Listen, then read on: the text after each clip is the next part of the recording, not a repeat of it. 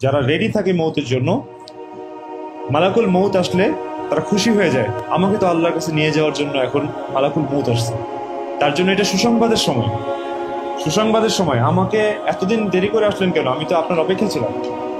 আর যে ব্যক্তি দুনিয়া নিয়ে ব্যস্ত, জীবনকে বিগড়েছে, সেই ব্যক্তির কাছে মালাকুল মৌত তার জন্য মৌত হিসেবে আসে, বিপদ হিসেবে আসে।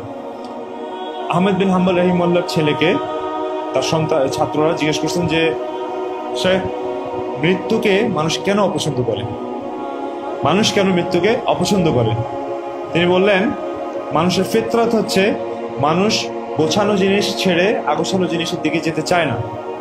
মানুষ যে জিনিসকে গুছিয়ে নিয়েছে সেটা ছেড়ে যেটা তার হাতছাড়া হয়ে গেছে সেদিকে যেতে চায় না।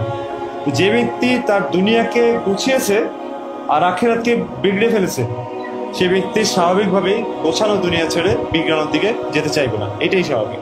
এই জন্য যে লোক জীবনকে বিগড়িয়ে ফেলেছে সেই লোক আখিরাতের দিকে মৌত তার জন্য একটা দুঃসংবাদ। আর যেই লোক আখিরাতকে গুছিয়েছে, চাই তার দুনিয়া কিছুটা ক্ষতিগ্রস্ত হয়েছে, কিন্তু আখিরাতকে যে গুছিয়েছে তার জন্য মৌত হচ্ছে গিয়ে একটা সুসংবাদ।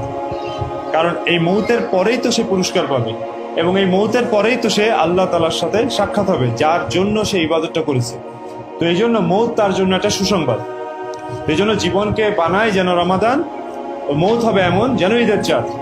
কারণ এগুলি একদম আমার ব্যক্তিগত জীবনের রমাদান সম্পর্কে সারা জীবনের শিক্ষা থেকে আমি আপনাদেরকে বলতেছি, একটু মনোযোগ দিয়ে শুনুন। জাযাকাল্লাহ।